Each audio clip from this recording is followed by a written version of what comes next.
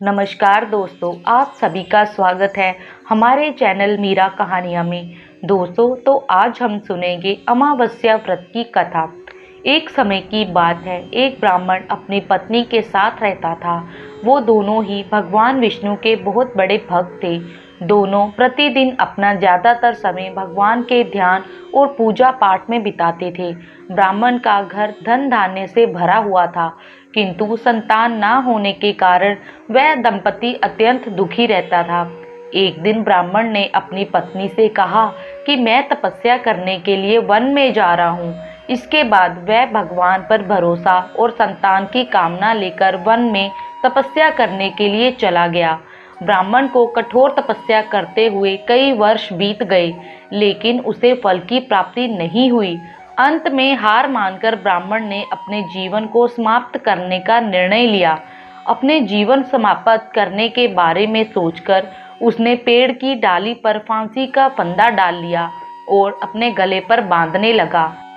तभी वहां पर सुख अमावस्या प्रकट होकर बोली, हे ब्राह्मण, तुम्हारे भाग्य में 7 जन्म तक कोई संतान नहीं लिखी है, किंतु मैं तुम्हें 2 कन्या का वरदान देती हूँ। तुम अपनी एक कन्या का नाम अमावस्या रखना और दूसरी का नाम पूनम रख देना।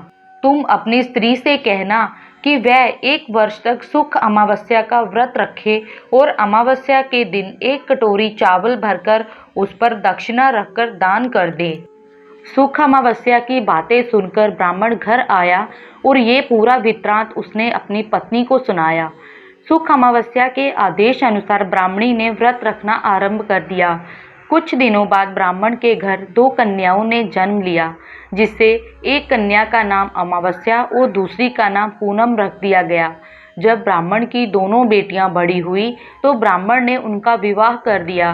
बड़ी बहन अमावस्या धार्मिक प्रवृत्ति की थी। वह काफी समय भगवान की पूजा और धर्म कर्म में व्यतीत करती थी। इसके विपरीत पूनम भगवान को बिल्कुल भी नहीं मानती थी। बड़ी बहन अमावस्या के घर में सुख समृद्धि का भंडार था, पर छोटी बहन के घर में दरिद्रता छाई हुई थी।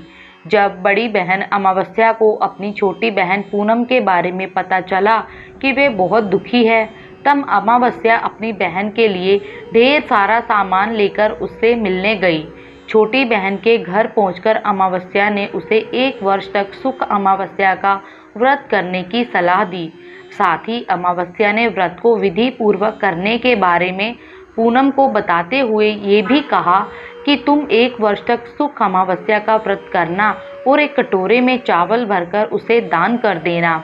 ऐसा करने से तुम्हारे सभी कष्ट दूर हो जाएंगे और घर में सुख समृद्धि आएगी। पूनम ने अपनी बहन की बात को मानते हुए बिल्कुल ऐसा ही किया, जिसके बाद 1 साल के भीतर पूनम का घर धन धान्य से भर गया और उसके घर एक बेटे ने जन्म लिया।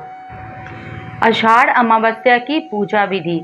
इस दिन ब्रह्मा मुहूर्त में उठकर किसी नदी, जलाशय या कुंड आदि में स्नान करें और सूर्य देव को अर्घ्य देने के बाद पितरों का तर्पण करें।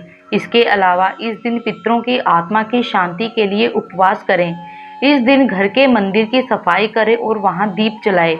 आपको बता दें, इस दिन भगवान शिव की पूजा अर्चना करने का विशेष महत्व है, इसलिए घर के मंदिर में भगवान शिव की प्रतिमा स्थापित करें।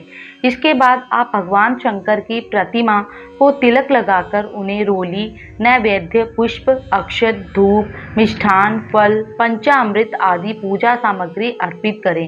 पूजा सामग्री अर्पित करने के बाद आप आषाढ़ अमावस्या की व्रत की कथा का श्रवण करें और आरती के साथ पूजा का समापन करें।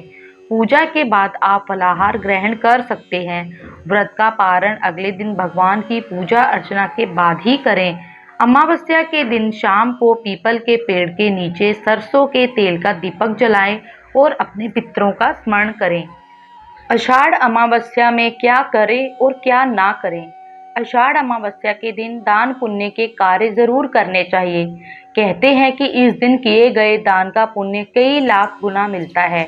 यही नहीं, मृत्यु के बाद मोक्ष की भी प्राप्ति होती है। इसके अलावा इस दिन किसी भी पवित्र नदी में स्नान करना भी शुभ माना जाता है। साथ ही इस दिन पीपल की पूजा का भी विशेष विधान है। आषाढ़ अमावस्या के दिन किसी भी महत्वपूर्ण वस्तु की खरीदारी या बिक्री भूलकर भी नहीं करनी चाहिए। साथ ही किसी भी निर्धन या जाचक को अपने घर से खाली हाथ नहीं लौटाना चाहिए। इसके अलावा इस दिन किसी से भी कटु शब्दों का प्रयोग गलती से भी नहीं करना चाहिए। ना ही इस दिन मांस मदिरा का सेवन करना चाहिए। संभव हो सके तो इस दिन तिल के तेल के सेवन का भी परहेज करना चाहिए।